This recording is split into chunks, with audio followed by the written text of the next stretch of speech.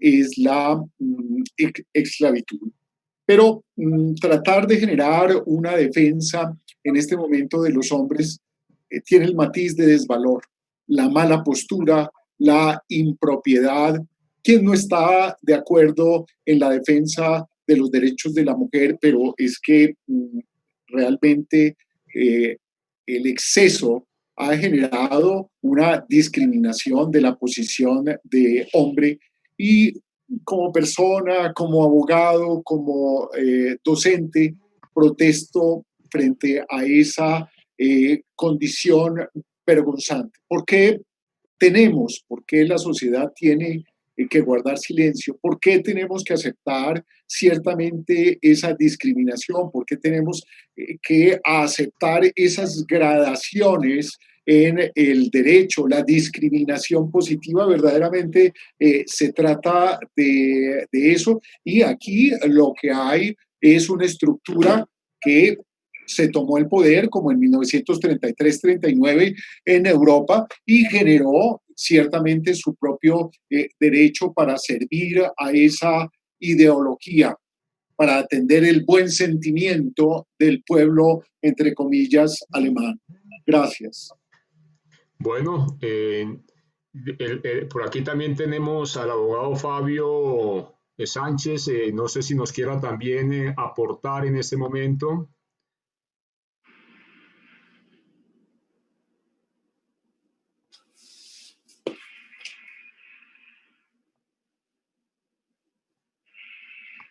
Bueno, mientras se habilita el sonido, yo creo que hay realmente en el mundo...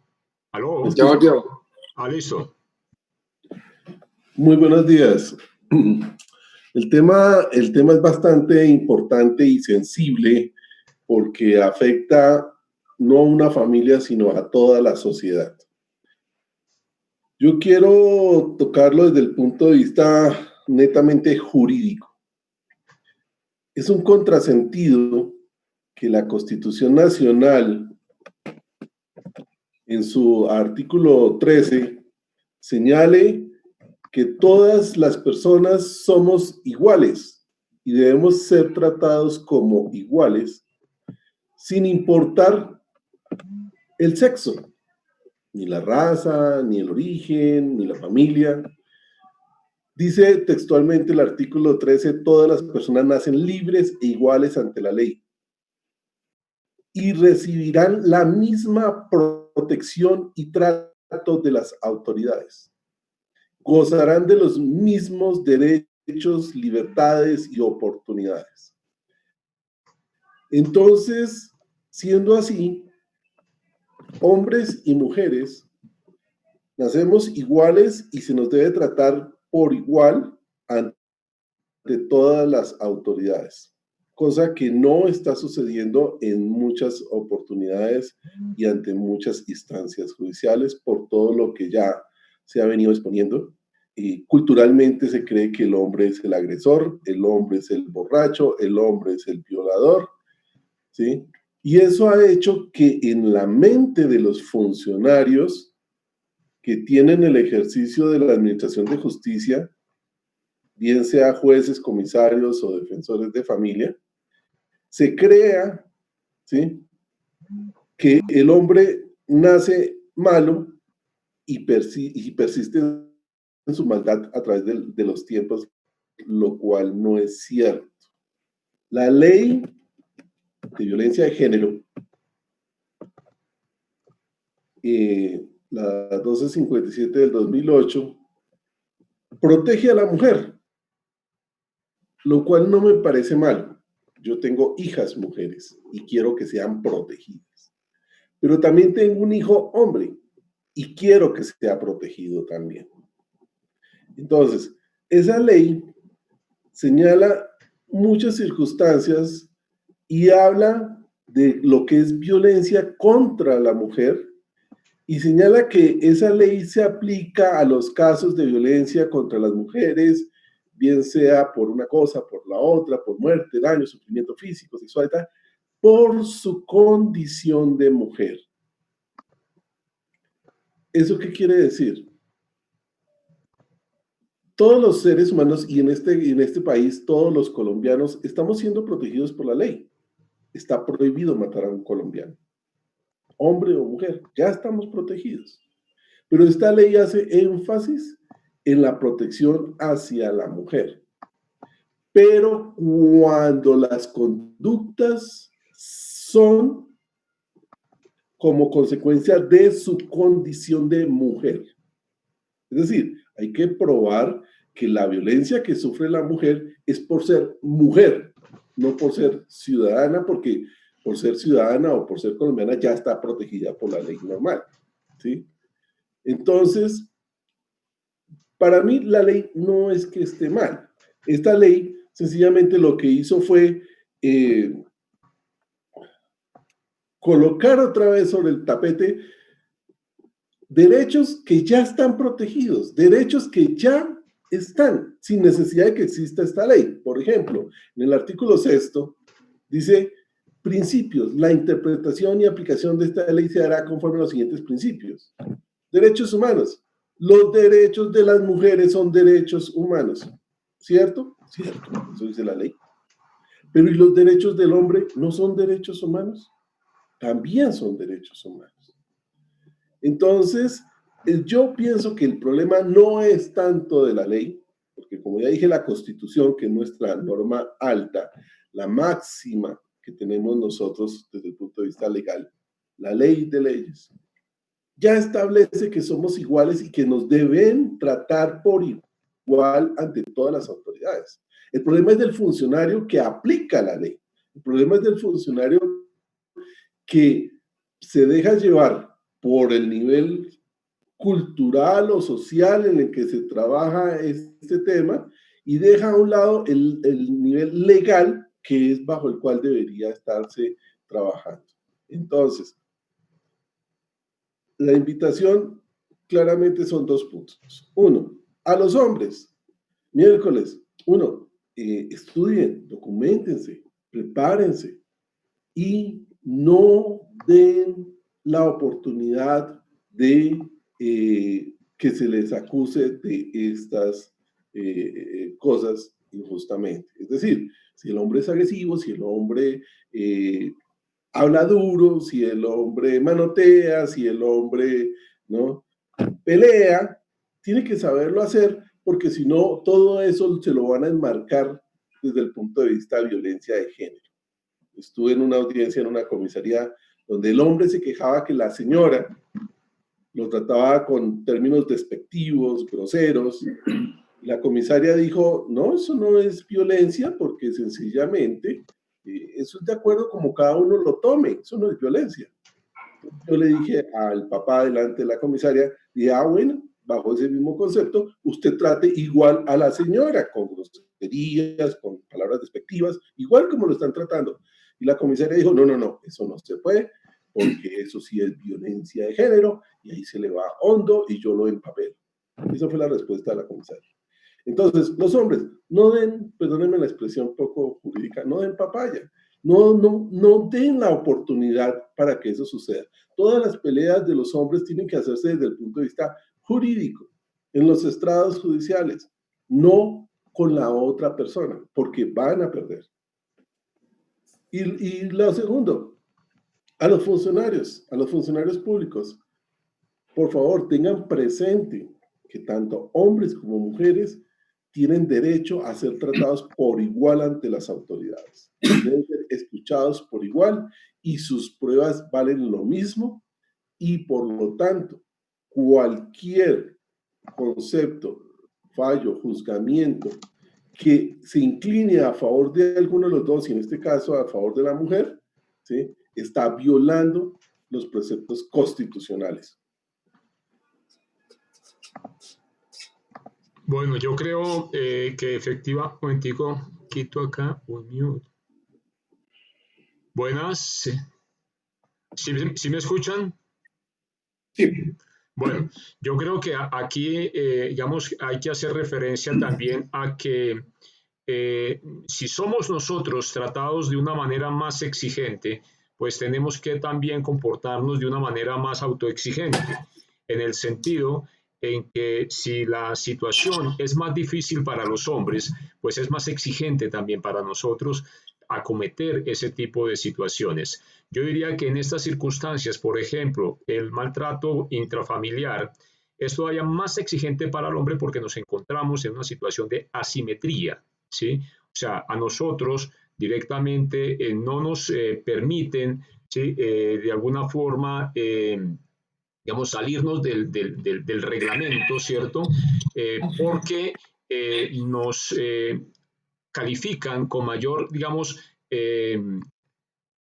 con mayor severidad, con mayor rigurosidad. Yo creo que en principio, si uno es caballero y pretende, y yo creo que pretendemos serlo, uno no debe ofender a la mujer, ¿sí? Ni de pensamiento, ni de palabra, ni de obra, ni porque sea la compañera de uno, ni porque no lo sea, ¿sí? Creo que uno tiene que entrar también a evolucionar para poder ser también más resiliente, ¿cierto?, a las circunstancias actuales. Yo diría que el hombre tiene la responsabilidad en este momento, como decía el abogado Fabio, y como lo decimos los colombianos, de no dar papaya, ¿sí? Tenemos que tener claridad conceptual de que nuestra situación jurídica es asimétrica y que tenemos que prepararnos mucho mejor que la contraparte si hay una discusión, si hay una situación de dificultad jurídica o psicológica. ¿Me explico? Entonces, desde ese punto de vista, creo que es responsabilidad nuestra, precisamente, entender que nos encontramos en una situación de desventaja. Como lo decía el periodista Stulin, en un régimen racista, ¿cierto? Por ejemplo, cuando existía o bueno, todavía existen vestigios, pero exista, digamos, el racismo, pues a una persona se le califica por su procedencia racial, ¿sí? Lo cual es injusto, ¿cierto? Todos estamos de acuerdo con que es injusto, pero en este momento, digamos, nosotros nos hemos convertido precisamente en esos elementos que son discriminados, ¿sí?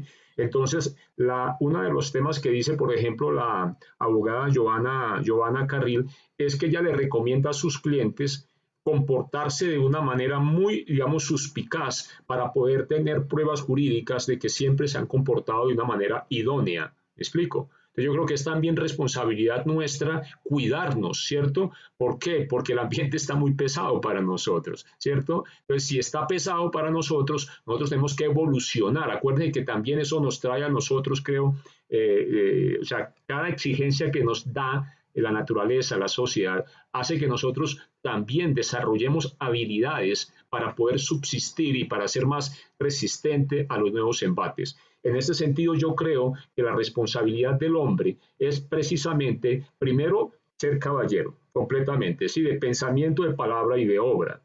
Entender la jurisprudencia, sobre todo aquellos elementos que van en contra del hombre, por ser XY. En Colombia, muy claramente, la ley 1257 es segregacionista. Se nos segrega a nosotros por ser hombres, ¿cierto? Igual, como decía, la igualdad es un objetivo al cual vamos, pero no puede ser impuesto. Como de nuevo le repito, en el comunismo se hablaba de que a cada cual de acuerdo a su capacidad, a cada cual de acuerdo a su necesidad. No se estaba diciendo que a todo tenía que darles una vaca, ¿sí? Si es campesino, pues muy seguramente necesita una vaca, o tres, o cuatro, ¿sí? Pero si es un citadino, yo para qué quiero una vaca, ¿dónde la coloco en mi apartamento? ¿Me explico? Entonces, desde ese punto de vista, hay que tener claridad también que la responsabilidad de poder nosotros, digamos, manejar esta situación está en nosotros, ¿sí? Yo con cierta frecuencia me pregunto cómo Barack Obama, Michelle Obama y su familia llegaron a ser presidente de Estados Unidos. ¿Qué es lo que tiene en la cabeza Barack Obama que le permitió en un ambiente que es de alguna manera que le imponen ciertas limitaciones, logró ser presidente del país más poderoso del mundo? Yo creo que tiene en sí muchas enseñanzas, si bien digamos la política que ha aplicado y una cantidad de cosas, no puedo estar de acuerdo, pero la actitud, la respuesta al reto, yo creo que es de admirar y es también para aplicarla en nuestra vida. No es que a nosotros pretendamos, nosotros tenemos que pretender que haya equidad e igualdad, pero tenemos que ser conscientes que en la realidad no siempre sucede así. Tenemos que prepararnos para eso. Por ejemplo, el tema mismo de cuando hay un problema familiar y se nos comienza ya el tema a ir, uno tiene que prepararse, ¿sí? de pensamiento, tienen que prepararse psicológica, jurídicamente, actitudinalmente, oralmente, para ir ante un comisario de familia. Yo he visto en mi práctica acá, digamos, de social en Bogotá, padres que van y creen que son iguales, ¿sí? Tiene, por ejemplo, un miembro de la fundación cometió la equivocación de creer que él era igual. Entonces, la es mujer, la compañera, escuchó un comentario de la niña y como hay tanta propaganda, que si papá te hace esto, que no sé qué, entonces tienes que decirle, la niña dijo, y ella un poquito también como de revancha, ¿cierto? Fue y colocó una demanda ante la comisaría de una vez que el papá le había tocado los órganos íntimos, ¿cierto? Entonces, de una vez lo llamaron, le pusieron una medida de protección inmediata, que no podía acercarse, la mamá no le dijo nada porque sabía que pues no era problema, pero pues para la niña, pero lo dejó ahí, hasta cuando ya fue a la comisaría, que tenía que ir a la audiencia, le dijo una semana antes. Él no alcanzó a prepararse. Cuando llegó, la comisaria le preguntó, ¿y usted cómo se declara? Y él muy inocentemente dijo, inocente. Uno como hombre tiene que demostrar, acuérdese lo que dice Sturing, también pasa en Colombia. Nosotros no tenemos presunción de inocencia. Es la triste realidad. O sea, Colombia dejó de ser un país democrático en justicia de familia. Hay una dictadura y los objetos contra la cual va la dictadura es contra nuestra condición masculina.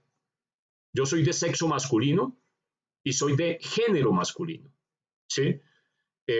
Pero, digamos, el hecho mismo de ser de sexo y género masculino se convierte en una, de pronto diría yo, inconveniente. El hecho mismo de cómo uno va en el transporte, y alguien por ahí decía, por ejemplo, de que en el transporte es de mucho cuidado. A mí me ha pasado, ¿cierto? Como soy un poco alto, voy con un gorro, entonces, digamos, tengo una apariencia muy masculina, ¿sí? Cuando salgo en el transporte, ¿sí? Con un gorro de cuero, ¿cierto? Con corbata y todo. Entonces, cierta vez estaba yo en el Transmilenio esperando, comencé a conversar con una señora que estaba ahí, una señora de unos 35 años, haciendo comentarios acerca de que a veces uno habla con la gente, le da por ser un poco extrovertido, y comenzamos a hablar con la señora. Se abrió el vagón, fuimos a entrar, cuando de pronto alguien desde atrás atropelló y se fue.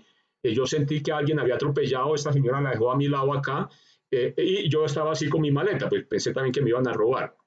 Yo sentía que aquí había alguien empujándome, ¿no? Cuando de pronto siento que alguien, una dama, está pidiendo, ayuda, por favor, me están abusando, por favor, ayuda. Yo como caballero volteo a mirar a la señora para prestarle mi apoyo.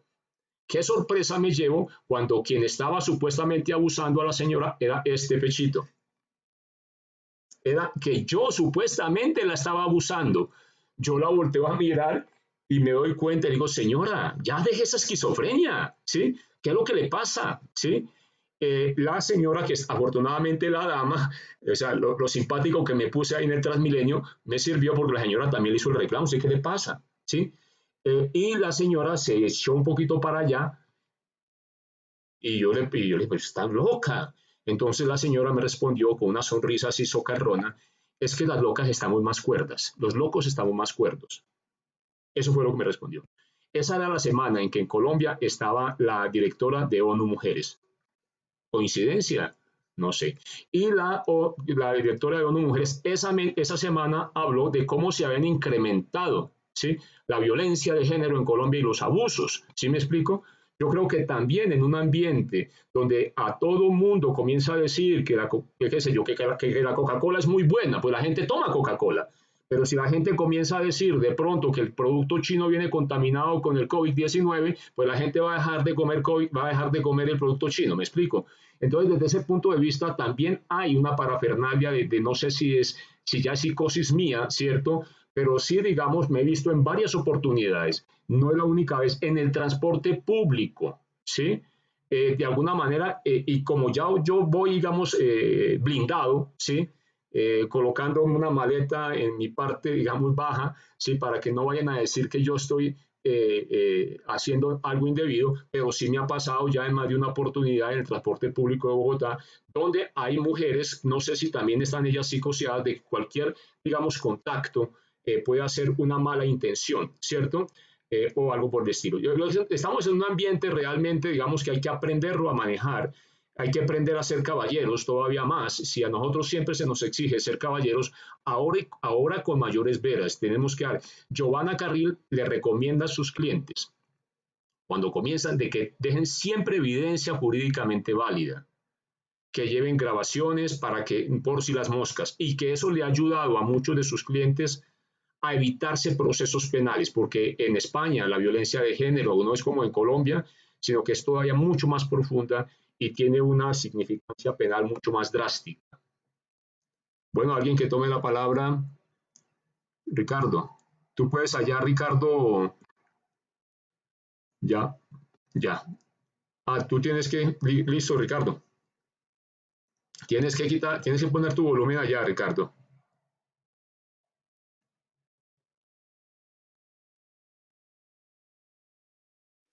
Ahora. Le volviste a poner. Se volvió Bueno, a quedar sin volumen, Ricardo, creo. Ah, no, ahora sí, ya. bueno. mm, si se mira desde el punto de vista sociológico lo que estamos viviendo un hecho social patológico, que es de toda la sociedad, se está manteniendo en el tiempo, es eminentemente coactivo, es decir, se aplica a todos los órdenes sociales. Tenemos que usar la estrellita e ir al gueto. Recientemente, el año pasado, se declara la inexequibilidad en relación con las toallas higiénicas porque discriminan todo un género. ¿Quién dijo algo en relación con las máquinas de afeitar? La posición vergonzante. Y en este sentido, Colombia no tenía un problema que era europeo, pero ahora es un problema local como el virus. El problema de hombres y mujeres. Pero ¿qué dicen los hombres o qué decimos los hombres? ¿No será que estamos ayudando con nuestra posición vergonzante? Si probablemente miramos la estructura de la ley 1257, es un poquito demasiado. Es que sobra, es que no era necesaria, pero digamos que en una ponderación razonable, pero es que no fue creada para esa ponderación razonable. El derecho es ciertamente instrumental, no es eso del deber ser, es una estructura de poder que sirve ciertamente al poder. Teoría del Estado no es una materia jurídica, es una materia política. Y verdaderamente hay poder puro y se legitima por medio del derecho. Y aquí no hay que ser ingenuos con lo que está pasando y lo que nos ha pasado con las leyes feministas. Es una estructura de poder que ha dictado las leyes. La política criminal, muy pensada para generar abolición, para contrarrestar esa política de medios de criminalizar todo. Pero si mira uno desde el prólogo que fue la política criminal, en buena hora no se ha tipificado más, pero ya vamos en la cadena perpetua y llevamos la posición vergonzante, es decir, tenemos la estrellita y vivimos en el gueto. Y perdónenme, pero me rehúso a aceptar una posición vergonzante. ¿Cómo realizar una defensa decorosa? ¿Qué es un problema? Algo que tiene varias soluciones. Esta es la jurídica. La familia se la ha criminalizado y desde luego se quiere llevar a los padres en la separación a donde tienen que estar, lejos de sus hijos y ciertamente en la cárcel. Después de ese tipo de procesos, después de el filósofo de este tiempo que ya murió, Derrida, dice de la justicia que no pretende ni el bien ni el mal ni sacar la sentencia, Después de que usted es arrollado por esa rueda de la justicia, usted no es igual. 1, 2, 3, 4, 5 años para demostrar la inocencia. En cada foro demostrar la inocencia. 13 denuncias como estructura de empapelar. Y verdaderamente, aquí la pregunta de Matías Zamacá, cómo se pudiera entender o cómo se pudiera ciertamente asumir, es que hay eventos en las dificultades y las dificultades se muestran cuando usted está separado, cómo le califican, cómo le configuran la estructura de delito para arrollarlo con esa máquina a la que está dispuesta la fiscalía, y probablemente es una estructura instrumentalizada y agregada en donde el hombre tiene desvalor. Ser hombre es ser violento, maltratante y violador. ¿Qué nos va a Luis, pasar ¿cómo te va? en 50 años? Gracias. ¿Quieres? A ver, Luis, ¿podrías darnos algunas palabras? Estoy aquí hablando por Luis por otro medio. Te pongo aquí en la cámara y tratamos de que se te escuche. Hablas duro. ¿Podrías? Bueno, espera un momento, ya te digo cuándo. No sé qué tal, ¿verdad, Luis?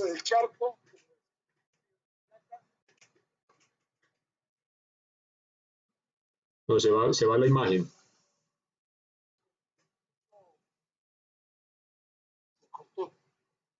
Sí, un momento. No, Luis, a ver, es que está en, Luis Franco es un veterano de la lucha de los padres en Uruguay.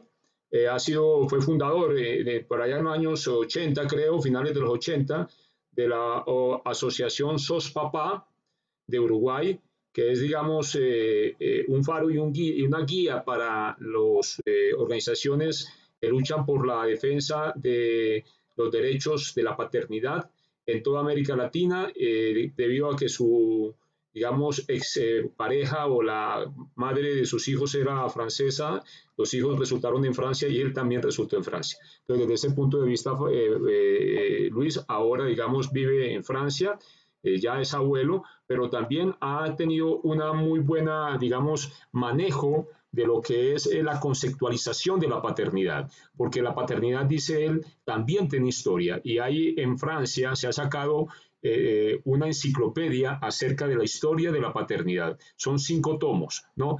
Y parte de eso también va en que, digamos, ideológicamente, Luis sabe codificar muy bien dentro del concepto mismo de la ideología del género, cuáles son los elementos que realmente, digamos, distorsionan y tratan de imponer, digamos, unos conceptos supremacistas dentro de la nueva, digamos, estructura que se está creando dentro de lo que nosotros, de alguna manera, entendemos como el Estado de Derecho hacia el cual, de alguna forma, estamos evolucionando o involucionando en muchos casos. Entonces, creo que también es necesario tenerlo en cuenta. Ok, desafortunadamente la comunicación en la parte rural de Francia está bastante mala y no hemos podido hoy contactarlo.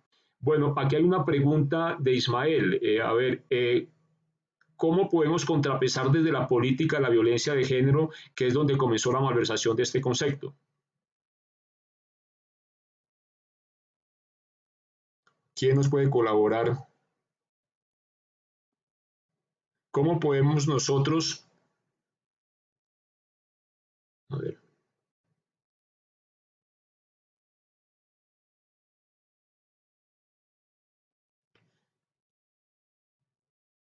Yo creo que, a ver, el tema mismo, si ustedes ven muy bien, hay el documental de lo que es el feminismo. ¿Me están escuchando? Sí.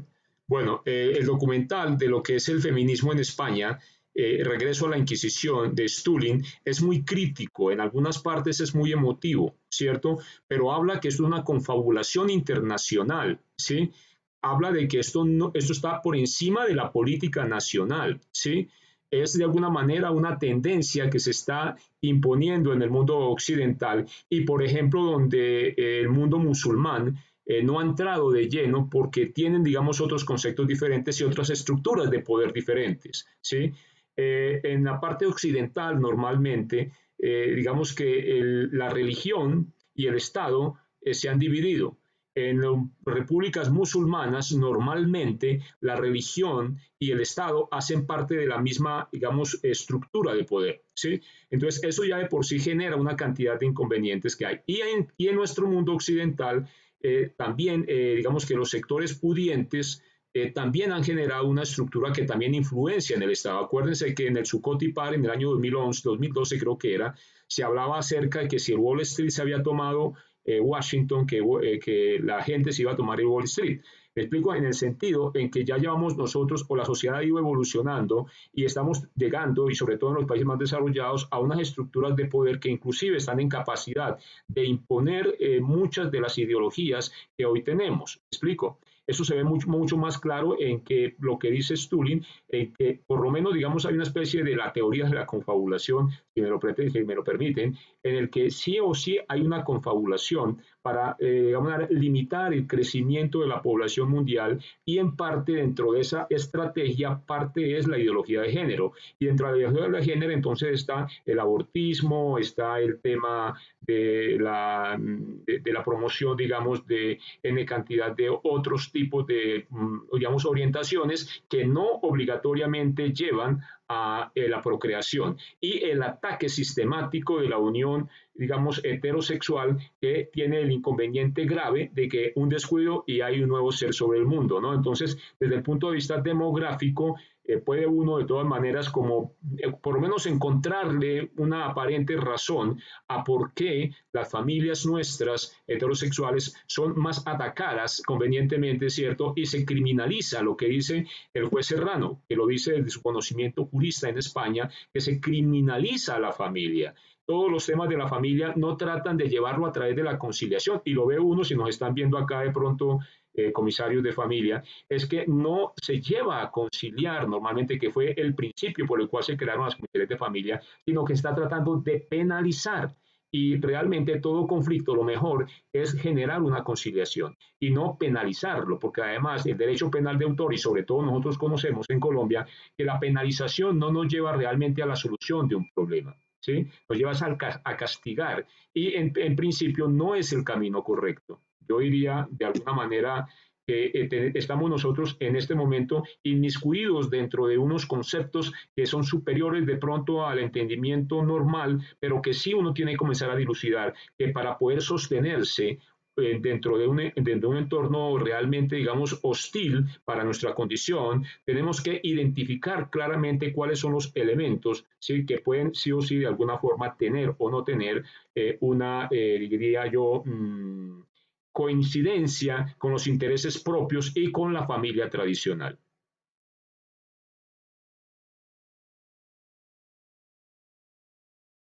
Sí, sí, Ricardo, habla. No se te escucha.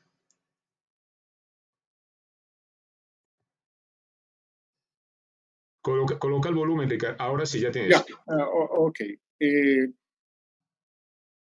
Parte de la inteligencia, o en buena medida de la inteligencia, es advertir cómo están organizadas las cosas. Es indudable que el derecho está instrumentalizada y la sociedad instrumentalizado y la sociedad describe un hecho social patológico. Debería ser diferente a como es, pero ciertamente que hacemos. Y la inteligencia es obrar como están organizadas las cosas. Seguramente en el campo más patológico que es el derecho, el litigio tiene que ser estratégico, tiene que advertir la dificultad, digamos, un proceso son las pruebas, pero obviamente un conflicto es la forma inteligente también de pensarlo. Y en el litigio estratégico, la parte preventiva juega mucho. Organizaciones como la nuestra, hoy estamos en este ambiente, son muy importantes para indicar el campo en el cual usted se mueve y ciertamente qué puede hacer preventivamente, porque realmente a uno le ayudan a equivocarse, la familia, la sociedad, los jueces, pero probablemente la solución al conflicto es más bondadoso de manera directa a veces. Sí, a ver, aquí hay varias preguntas. En particular, pues aquí hay un problema de denuncia de falsa denuncia y que no puede ver a su hijo. Yo creo acá, digamos, para estos casos, pues digamos, pueden consultar. Yo creo que aquí no podemos dar nosotros la solución a unos problemas tan complejos, ¿cierto? Como son los problemas particulares. ¿Por qué? Porque los problemas particulares tienen muchas aristas. Yo digo que los problemas de familia separada no solamente son jurídicos, son psicológicos, son actitudinales. El abogado Ricardo nos habla también de sociología, ¿sí? Hay temas también políticos que pueden ser, ¿sí? El tema no puede uno solucionar un problema, o sea, solamente con una charla. Hay que profundizarlo, cada cual tiene la responsabilidad de verlo, de palparlo y también de trabajarlo, ¿sí? Nosotros no tenemos, digamos, la varita mágica de pronto para encontrar una solución. Lo que pretendemos nosotros es dar luces sobre cuáles son los elementos en el camino, cuáles son las piedras con que pueden encontrar y de alguna manera de generar algunas herramientas básicas para que se pueda de alguna manera colocar el problema en el microscopio, un poquito tener el entendimiento más abierto para poder realmente encontrar un camino donde parte es actitudinal, parte es lo que nosotros mismos hacemos, cómo nos relacionamos con el problema, ¿sí? En qué manera nosotros entramos también al correlacionamiento con la pareja, expareja, la madre de nuestros hijos. A veces es posible, a veces no es posible, pero también a veces yo tengo que blindarme, ¿sí? Que es también lo que en parte hace la recomendación que da la abogada Giovanna Carril a sus clientes. Ustedes tienen que blindar, ¿sí? Ante esto yo tengo que encontrar cuáles son las herramientas que a mí me permiten estar blindado ante una posible, por ejemplo, falsa denuncia. Grace por aquí pregunta que cuáles son los índices de denuncias falsas en Colombia. Yo no sé, la verdad. Lo que sí sé es que en alguna oportunidad nos llamaron del Ministerio de Justicia a la Fundación a preguntarnos sobre el tema de las falsas denuncias. De lo que yo tenía información, que no es estadística, es información que precisamente vienen del patio primero, dicen de que más o menos entre el 45 y el 50% de los que allí purgan condenas de abuso sexual, por ejemplo, si vamos a hablar de ese caso, porque hay falsas denuncias de abuso sexual y hay falsas denuncias también de género, de denuncia por violencia de género, que es en el campo en el cual se ha especializado la abogada Carril. O sea, en estas de abuso sexual, digamos que por lo menos es la percepción que tienen en el mismo patio primero, que es donde están los abusadores, entre comillas, sexuales, dicen que entre el 45 y el 50% de las personas que están allá son inocentes, están purgando condenas y son inocentes. Es el colapso del sistema penal. Y si ahora fuera de eso le damos también cadena perpetua, ¿cierto? Entonces, también pues van a haber muy seguramente ya no un 45 y un 50, sino que va a haber un porcentaje de pronto mayor, ¿sí?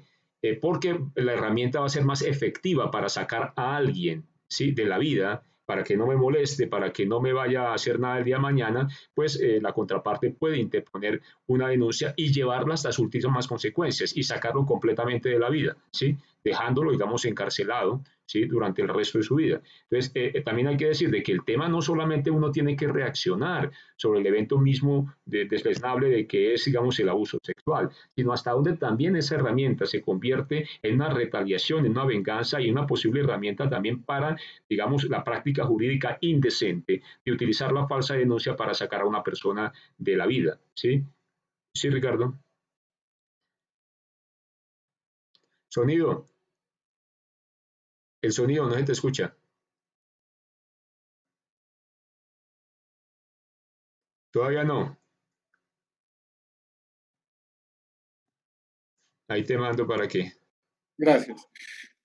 No solo la falsa denuncia penal, sino también es el fraude procesal y, entre comillas, la falsa denuncia administrativa para sacar de camino al padre.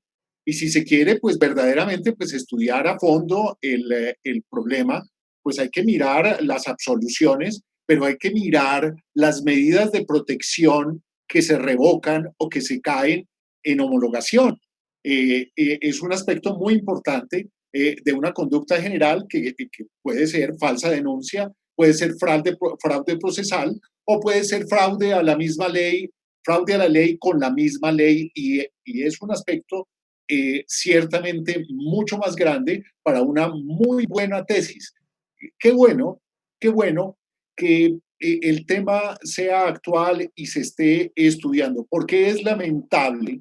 En las facultades de Derecho, el derecho de familia se estudia un año y los abogados, los jueces, los fiscales, con ese añito salimos a pontificar.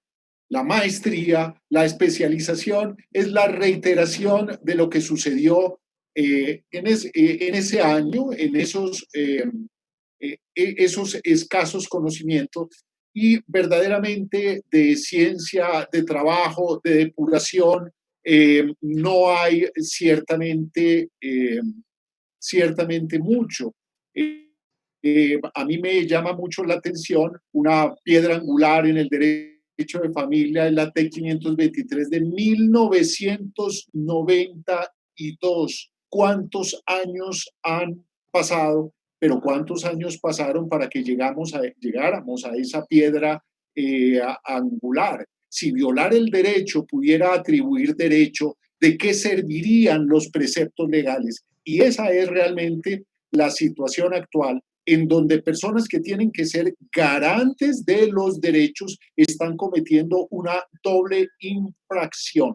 No los garantizan, los violan y generan con una práctica social de esta estructura de poder que se tomó el poder, algo que es completamente perjudicial para la familia, para los menores y para los padres. No quiero terminar esta intervención argumentando en relación con la autoridad de padres.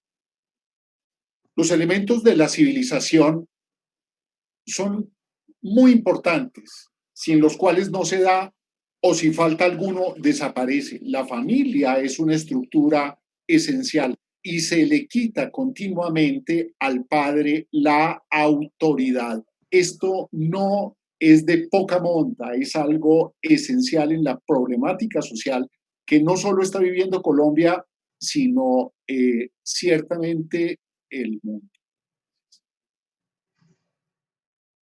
Sí, yo creo que lo dice también el juez Serrano, que ya se convirtió en una figura política en Andalucía, y es acerca del ataque que se da a la familia heterosexual. Y él también, digamos, lanza algunas hipótesis al respecto. La figura de la paternidad es componente básico dentro de la familia heterosexual, ¿sí? E inclusive dentro de cualquier tipo de familia. Entonces, desde ese punto de vista, ¿sí? No uno puede decir que porque yo aquí tengo un ejemplo que a veces coloco, no sé si es tanto, es como si de pronto ONU futbolistas dijese que qué injusto que Messi se gane más plata que Armani, que es el arquero a los que no conocen mucho el equipo argentino, ¿sí?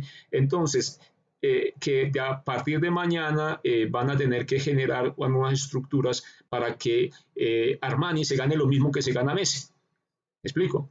Y entonces una de ellas es decirle a Messi que se tiene que ir la mitad del tiempo para el arco y Armani a obligarlo a que se vaya la mitad del tiempo a meter goles. En ese, digamos, escenario, ¿es coherente ese equipo? Si la misma fisiología que tiene Armani, su misma mentalidad es de ser arquero y poner tierra, ¿cierto?, entre el arco y la pelota. Mientras que Messi es una persona que busca el balón, que domina el balón a la perfección, ¿cierto? Y que juega en un entorno y con una inteligencia diferente, pero que se complementan.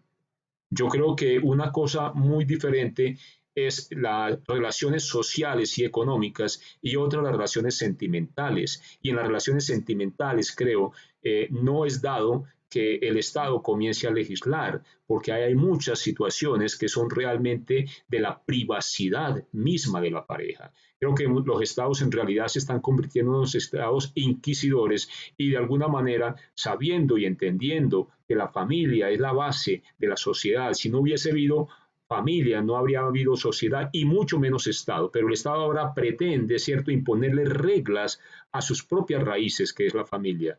De alguna manera es los pájaros tirándole a las escopetas. ¿Sí? Entonces hay una, diría yo, inversión, ¿cierto?, de situación y de orden real, que no creo que perdure, que no debe perdurar por mucho tiempo, porque realmente es ambiguo que el Estado sea el que pretenda de alguna manera imponer, ¿cierto?, cómo es que tenga que tener la familia. Creo que sí, que hay unos elementos básicos dentro de la familia que si se salen de alguna situación puedan manejarse, ¿cierto? Pero no es lo mismo que el Estado pretenda prácticamente reglamentar los temas de la familia hasta tantas cuestiones de que si yo miré, que si no miré, que si yo en mi real, digamos, como padre, ¿cierto? Estoy educando a mis hijos y de pronto digo algo, ¿cierto? Que eso pueda ser usado como violencia intrafamiliar, inclusive haciendo uso de la ley de violencia de género para ese padre quitarle la custodia de sus hijos. ¿Me explico? A esos límites no son, digamos, de alguna manera de España, eso ya está en Colombia, eso ya está en Bogotá, ¿sí? Entonces, los límites a los que hemos llegado realmente para mí son lamentables. Son unos límites realmente donde el género y la ideología de género se campea con total impunidad, ¿sí? Tomando decisiones que no son realmente las acordes y donde sí realmente se criminaliza, porque si el padre, como decía el juez Serrano, dice algo, eso puede, decía el abogado Fabio, era que lo decía, que si la mujer dice algo, eso no tiene ningún problema, pero si es el hombre, es un delito. Mauricio. Sí, buenas tardes. Más alto que se le escucha bajito, Mauricio. Sí, buenas tardes. Mi nombre es Jairo Mauricio Ortiz. Yo soy, pues estudié psicología clínica en la Pontificia Universidad Católica de Chile. Soy magíster en psicología jurídica de la Universidad de Santo Tomás. Y la verdad a mí sí me tiene muy molesto lo que está pasando aquí en Colombia frente a todas estas situaciones que ustedes están exponiendo. Para mí es realmente indignante que un juez, un abogado, sin ningún tipo de conocimiento empírico, analítico, sobre condiciones de, por ejemplo, estas situaciones en donde la madre aliena al hijo, sencillamente dé un fallo y dictamine precisamente sin estos marcos precisamente científicos. Realmente la psicología se ha preocupado precisamente para poder evaluar y poder entender un poco estas situaciones y poder dar como unos resultados en los cuales haya como proporciones, como probabilidades de acierto frente a las conclusiones a las que uno puede llegar frente, por ejemplo, a alienación y falsa denuncia. Resulta que sencillamente así como ustedes lo exponen, la cuestión es que hay un prejuicio grandísimo que los jueces y las juezas y las comisarias de familia tienen frente a la figura del padre y en la crianza de los hijos. Entonces, en ese sentido, la verdad yo creo que aquí en Colombia estamos haciendo las cosas tremendamente mal porque todo está orientado por el prejuicio y no por la ciencia. De hecho, hay un autor que habla precisamente, un premio Nobel de física que habla sobre esto y habla cómo realmente nosotros los seres humanos debemos estar más conectados con el mundo gobernado por leyes, pero por leyes científicas y por leyes matemáticas, las cuales son impersonales. Y a esto es a lo que yo me refiero frente a las pruebas que la psicología ha venido desarrollando frente, como les digo a ustedes, estos procesos de falsas denuncias y procesos de alienación parental. Pues no sé, pues esa es mi opinión. No sé qué más decirles a ustedes.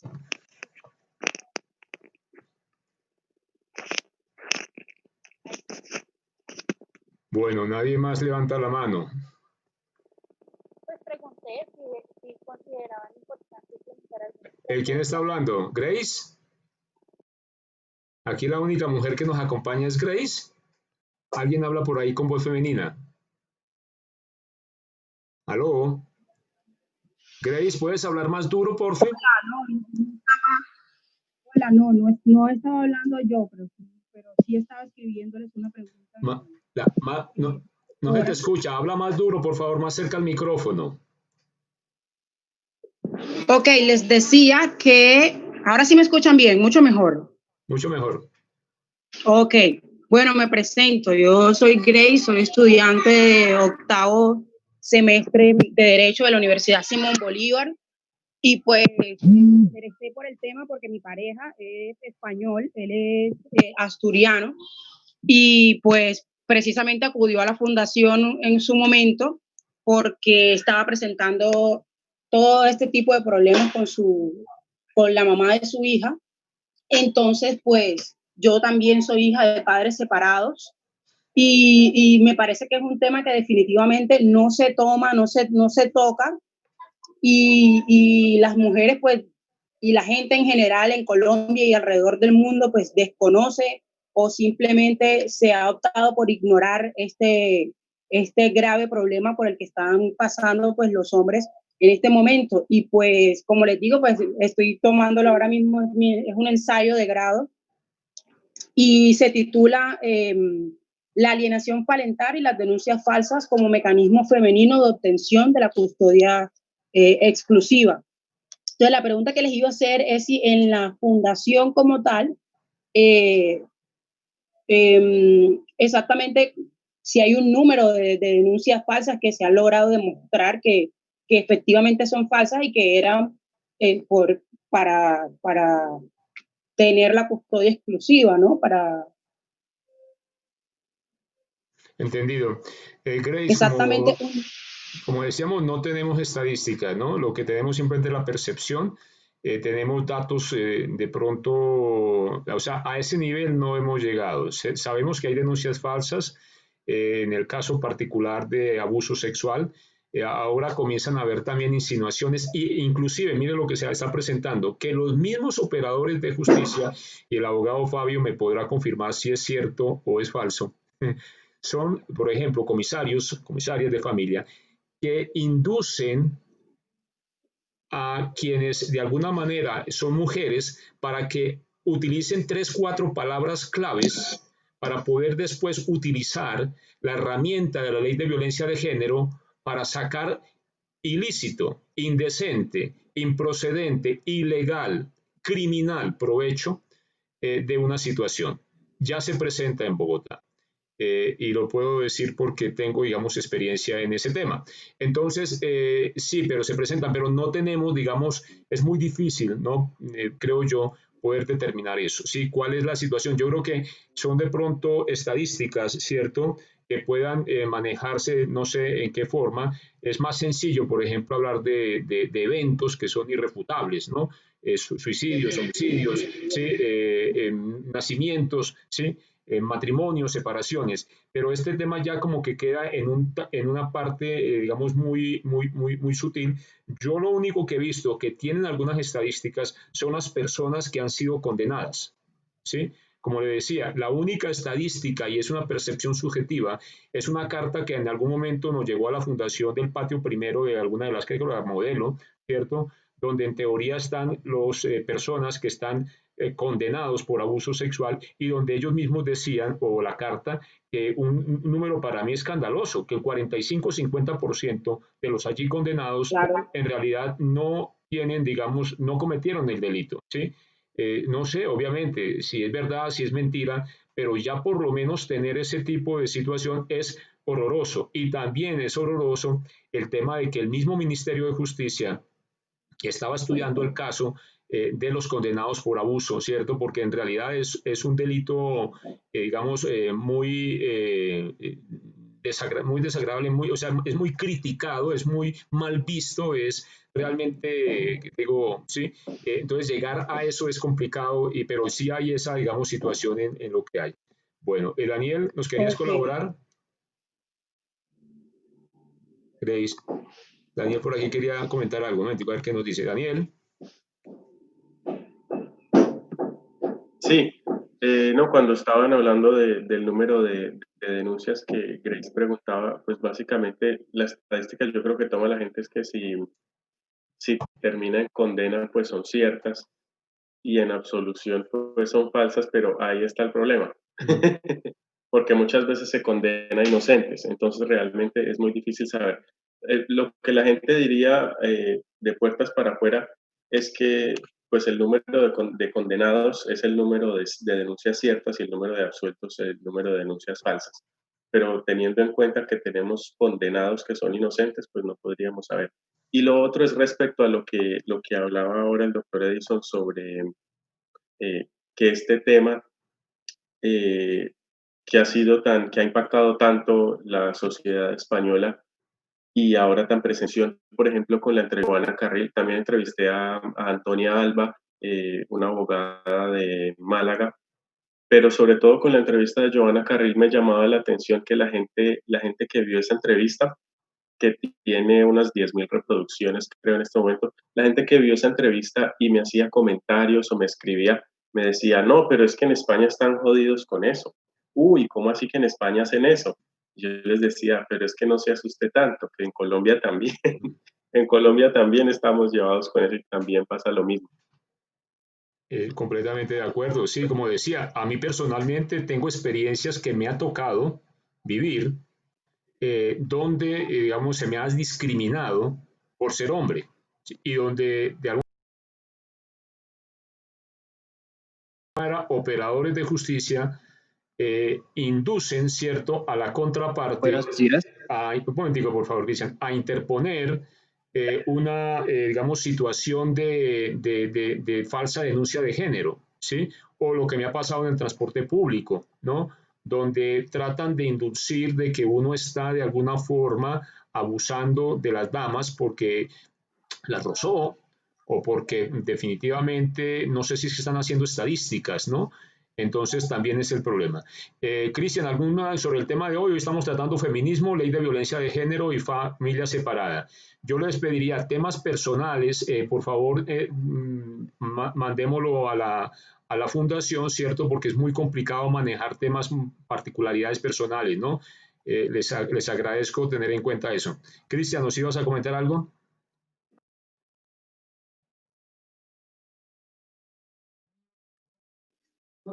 Buenos días a todos. Muchas gracias por darme la palabra.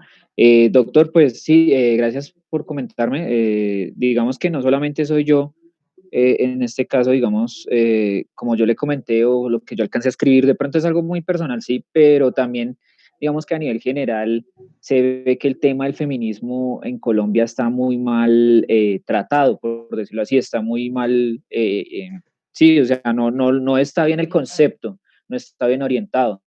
De pronto, ¿por qué lo comento? Digamos que en la charla o en la capacitación anterior comentaban que casi de 100 casos que comentaban de una falsa denuncia, 7 llegaban a ser ciertos y pues el resto eran falsos, ¿cierto? Pues yo digamos a nivel personal, como de pronto lo comenté, pues obviamente sí lo viví en carne propia y aún lo sigo viviendo claramente. Que este tema del feminismo sí se ha salido un poco de las manos, donde digamos no solamente son las mujeres, sino imagínate ahora el tema de las trabajadoras sociales, porque yo que he ido a una comisaría, ahora son comisarias, son trabajadoras sociales, son mujeres, la mayoría de personas que tratan el caso, los casos, las fiscales, todo ha sido mujeres con las que me ha tocado a mí trabajar, ¿cierto? O con las que me ha tocado, perdón, trabajar no, sino comentar mi caso, ¿cierto? Como hay mujeres que son un poco más razonables en el sentido de lo que se está tratando, hay otras que no, digamos como ustedes lo dicen, solamente por el prejuicio, por el tema de que son mujeres, entonces ayudemos a las mujeres y pues imagínense, como en algún Sí. momento una de las trabajadoras sociales sí me comentó que pues se le hacía muy grave que una persona hiciera una denuncia de esa manera y pues que no tenía unas, ¿cómo se dice?, unas pruebas o no tiene absolutamente un fundamento en el cual ella se basa, sino solamente es la palabra y absolutamente nada de hechos, nada de cómo comprobar, sino solamente decir, y lo que alcanzó de pronto a decir algún compañero y también el doctor, fue que a los niños también en algún momento de pronto la alineación parental y todo este tema también a los niños los inducen, ¿sí? También los trabajan, por decirlo así, para que un Sí, niño diga de pronto alguna pequeña cosa que realmente está muy mal versada, mal descrita, mal enfocada, y por esta situación de pronto y es algo muy grave, doctor, porque digamos que en el caso en el que yo estoy, pues imagínense, yo llevo de pronto un poco más de 3 años, más o menos, mi hijo exactamente cuando yo me separé, porque yo me separé hace más de 3 años también, y él tenía apenas 2, 3 añitos, y que un niño de esa edad, digamos, llegue a lograr o a indicar esas cosas, es porque de pronto al niño lo están induciendo a decir estas cosas, y la mamá, digamos, por lo que le comenté, de venganza por ser feminista, entonces, no sé, esto también lo compacta, y no solamente es una falsa denuncia, sino también trata de feminismo, y lo malinterpreta en el momento de decirlo allá en la comisaría. ¿Qué sucedió? Yo también, o sea, mi proceso ha sido, de verdad, ha sido muy, muy extenso, ¿sí? Ha sido muy extenso, ha sido muy largo. He tratado, gracias a Dios, alcancé a tratar con un juez de familia, el cual, cuando estuvimos en pie de él, en frente de él, nos comentó y nos decía, pero le comentaba a la mamá, pero venga, ¿y usted de dónde saca esta discusión? ¿Usted de dónde se inventa esta información? ¿O con qué bases usted está comentando esto? Entonces ella, ¿qué es lo que hace? Absolutamente se queda callada, absolutamente no dice nada, y trata como de esconderse, trata como de decir, uy, sí, la embarré, uy, pero vea, ya el problema ya está, ¿sí, doctor? Y ya, imagínense, en el momento en que ya ella se está dando cuenta de todo esto que está haciendo, pues es muy difícil ya como echarse para atrás, porque ella misma sabe que si se echa para atrás, pues obviamente yo podría demandarla, y pues claramente ella podría perderla, ahí sí definitivamente la custodia del niño, y pues son casos que pues uno no quiere que sigan alargándose, pero doctor, vea, como yo lo comenté, pues han sido muy extensos, y realmente mi familia también está muy afectada en esto. Yo también tuve un tratamiento psicológico, doctor, y son cosas que la mamá no se da cuenta, y no sé si lo hace o por venganza o por beneficios económicos, no se sabe realmente cuál es el motivo.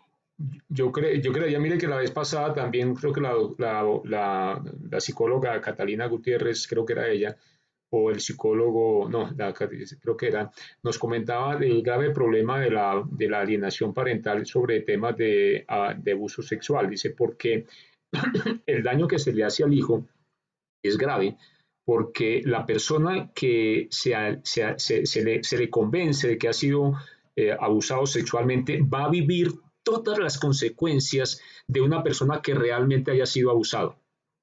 El daño que se le hace al hijo no tiene magnitud, en el sentido en que la falsa denuncia de abuso sexual con la alienación parental del hijo al cual se le alinea se le convence, se le instrumentaliza, tiene la grave, digamos, perjuria o el gran problema de que ese menor va a vivir toda la vida pensando que efectivamente fue abusado.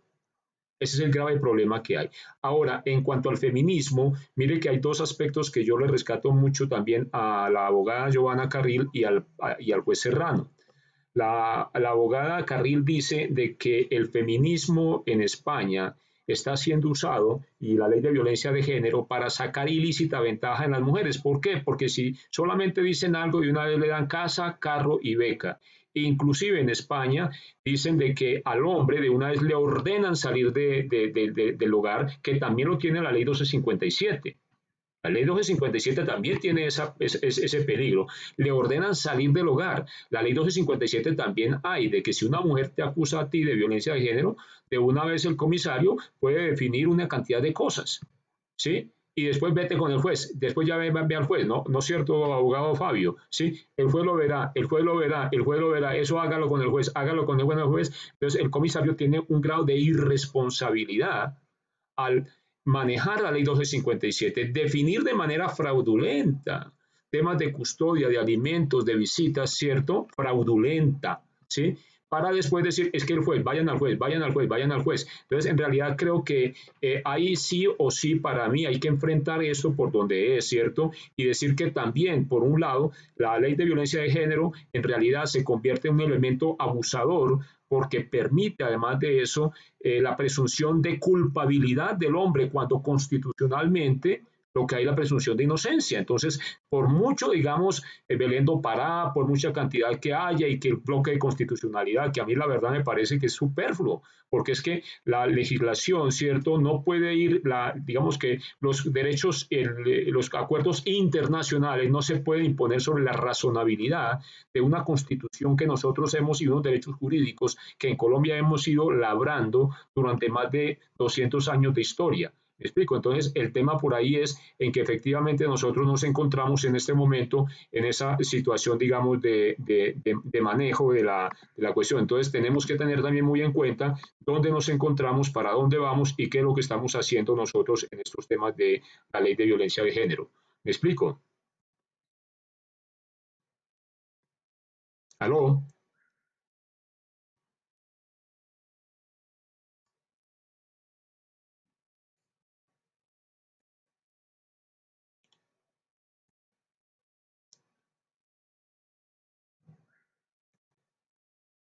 Bueno, entonces estamos en esto. ¿Me están viendo? Sí, bueno, ok.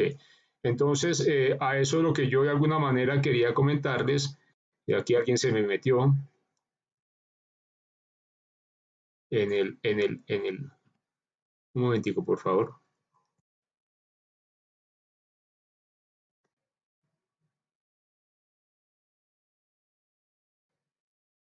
Listo.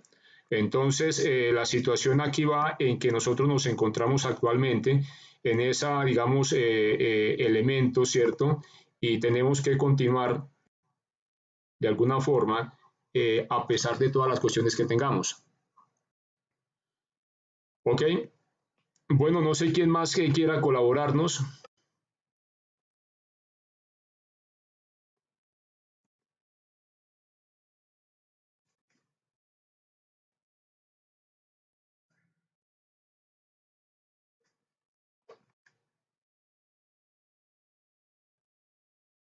Bueno, si no hay más preguntas, no más cosas, creo que podríamos dar entonces por terminado la intervención del día de hoy.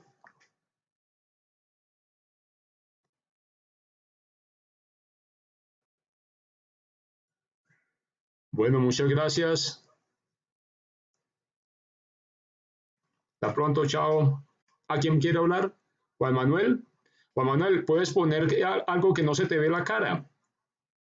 Que no conocemos tu cara. Eso.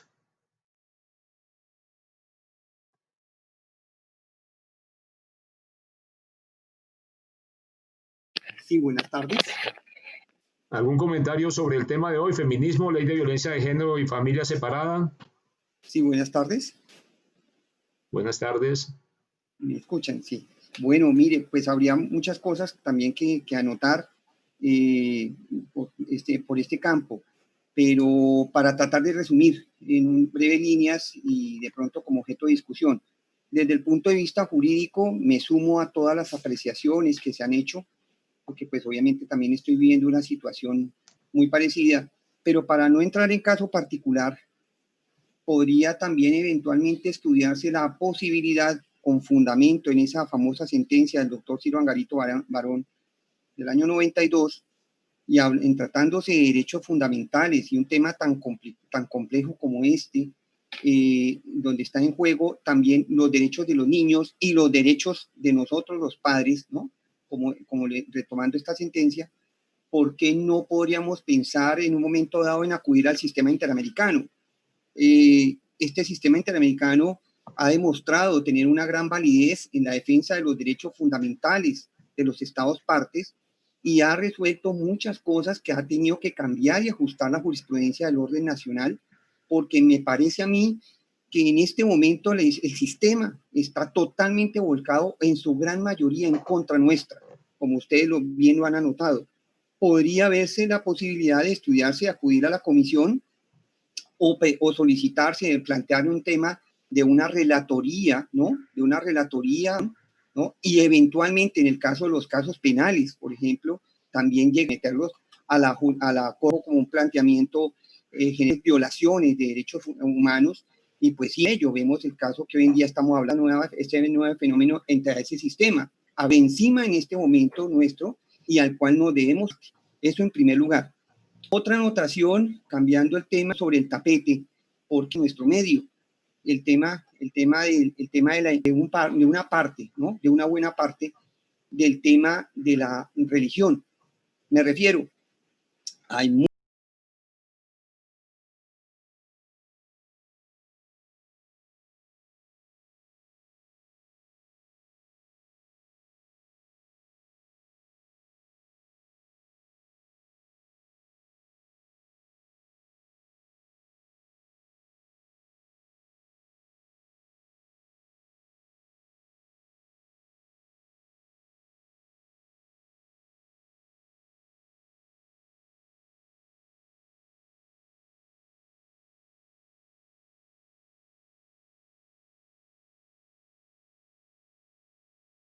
muchos sacerdotes que en contravención a lo dispuesto por el Papa Francisco en su sínodo de la familia del año 2016, ¿no? Proceden a generar un elemento de choque para hacer la destrucción de las uniones maritales de hecho o de los matrimonios civiles, sobre pretexto de un tema religioso.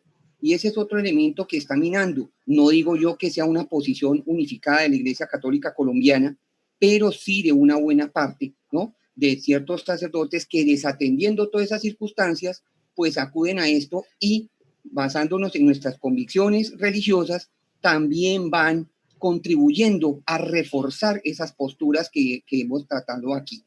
Entonces, quería simplemente dejar sobre el tapete estos aspectos de carácter general que inciden mucho en las situaciones particulares de cada uno. Muchas gracias. Bueno, muchas gracias, Juan Manuel. Yo, a ver, ¿qué digo? Los temas creo que normalmente se manejan, se pueden manejar de dos maneras, ¿cierto? Acuérdense que nosotros también tenemos el manejo de la individualidad en la historia, ¿cierto? Hay personas que hacen historia y que mueven. Yo diría también es un llamado para que los padres en general traten de ir más allá de la, diría yo, y que un mismo, o sea, yo como voy a la Corte Interamericana de Derechos Humanos, pues desde mi caso, ¿sí? Hay papás que están haciendo eso, ¿sí? Son algunos líderes, digamos, que están rompiendo los esquemas y están yendo más allá. Como organización, mucho más complicado, ¿no? Porque normalmente el derecho trabaja, hasta donde yo entiendo, no sé si me equivoco y me corregirán acá los abogados, pero eso lo hace cada cual, ¿sí? Las sentencias de la Corte Constitucional, por ejemplo, que sientan jurisprudencia, creo que se dice de manera correcta, me corregirán los abogados, son personas que exigen al sistema jurídico analizar y bajar a profundidad temas, en este caso, de derechos fundamentales, ¿no? Entonces, también está en el momento en que nosotros mismos, cada uno de nosotros, nos convertimos en un pionero y vamos abriendo camino.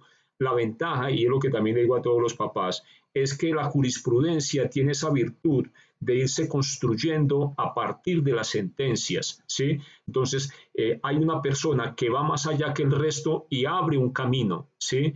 Eso creo que también es lo que tenemos, no esperemos a otros, sino sobre nuestro caso mismo podemos ir abriendo camino, podemos ir abriendo nuevas formas de entender la legalidad, de entender lo que está sucediendo, porque es que de alguna manera lo que nosotros somos parte de un nuevo mundo, de una nueva forma de ver lo que es la familia, de una nueva forma de que las fuerzas productivas se introducen en nuestra sociedad hasta hace poco netamente rural y agrícola, se convierte en una sociedad, digamos, posmoderna, donde ya hay mucha industrialización, donde hay industrias de servicios, donde hay una buena cantidad de temas eh,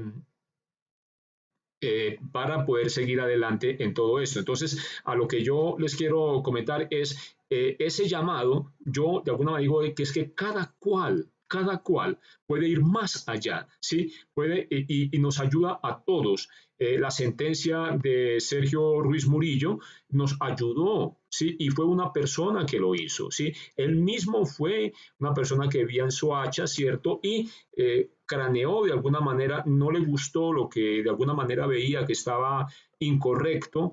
Y creo que esa sentencia de la Corte Suprema de Justicia, la Corte Constitucional, inclusive ayudó al propio juez a recuestionar y a condicionarse, y a muchos jueces también de familia en particular, a evolucionar hacia unos contextos, digamos, de una sociedad moderna. Yo creo que aquí también hay que pensar en que esto va cambiando y nosotros somos agentes de cambio. ¿Me explico?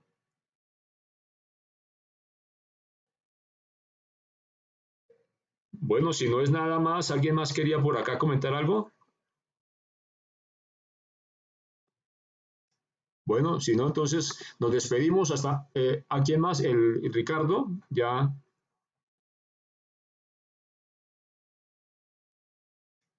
¿Por qué no? Ya, Ricardo. En la misma línea que el doctor Juan Manuel, pone el dedo sobre la llaga. Es que el problema es mayúsculo, el problema local es mayúsculo y este país tiene que ser denunciado en el sistema interamericano.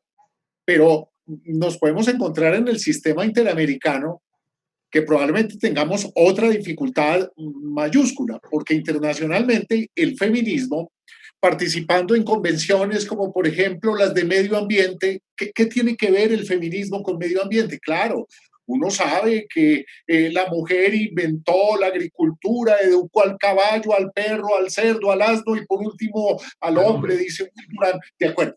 Pero efectivamente el sistema internacional está tomado. El hecho cierto es que nuestro derecho local describe una discriminación hacia el hombre y el sistema colombiano, donde participan comisarios, defensorías de familia, juzgados de familia, verdaderamente replica esa ideología de discriminación. Hay un control de convencionalidad. Por ejemplo, uno mira la Convención sobre los Derechos del Niño. No puede ser separado de sus padres, no de la madre, no del padre, sino de sus padres.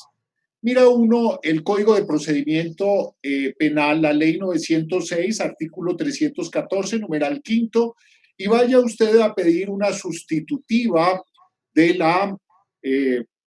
aseguramiento intramural por la domiciliaria y le dicen a usted, no, está muy bien con la mamá, pero el tipo específico de familia, ¿cuál es de esos niños? ¿Con su papá? ¿Con su mamá? Y esa es la familia que tiene. Pero vaya usted a hacer entender eso a un juez de garantías, a la segunda instancia, y vaya a hacerlo entender en relación con la tutela. Y no seamos ingenuos de lo que nos ha sucedido, porque aquí hay una estructura que se ha tomado ciertamente el poder. Y como lo dice el doctor Juan Manuel, ese tipo de mecanismos tienen que ser respaldados con una forma de litigio estratégico. La voz solitaria es sumamente amarga, es muy dura. Después de 5 años o de muchos más años, usted sale a pedir ayuda ya cuando está acabado, cuando su tiempo, sus recursos, su familia, su buen nombre, verdaderamente, pues usted se ha ido a la quiebra absolutamente. Cuando sus hijos lo quieren y lo odian, y cuando toda su vida se encuentra aniquilada y acabada. ¿Para qué nos vamos a esperar? Esa posición de padres vergonzantes, ¿realmente en qué momento? ¿En qué momento? Cuando estemos en la picota, y el momento ciertamente pues es ahora, con un trabajo de litigio estratégico y con una fortaleza como la de la organización que el día de hoy nos ha invitado, pero sobre todo algo muy importante, abandonar esa condición de hombres vergonzantes. Gracias. Muchas gracias, abogado Ricardo Isaacs. Bueno, entonces, no siendo más, damos por terminado entonces este conversatorio. Esperamos ir mejorando nuestras herramientas tecnológicas y poder tener, digamos, mayor cantidad de información al alcance de toda la comunidad. Con el abogado Ricardo muy seguramente hablaremos acerca de la Corte Interamericana, con Juan Manuel también. Escríbanos, por favor, cuáles son sus ideas para pues hablar hasta dónde eventualmente podríamos, digamos, coadyuvar, ¿sí? En que estos temas sigan y se sigan desarrollando. Muchas gracias por su participación, muchas gracias por seguir, digamos, nuestras publicaciones, Y bueno, seguimos pendientes entonces. Mucho gusto y hasta pronto. Sí, Ricardo. Chao. ¿Vas a hablar o chao?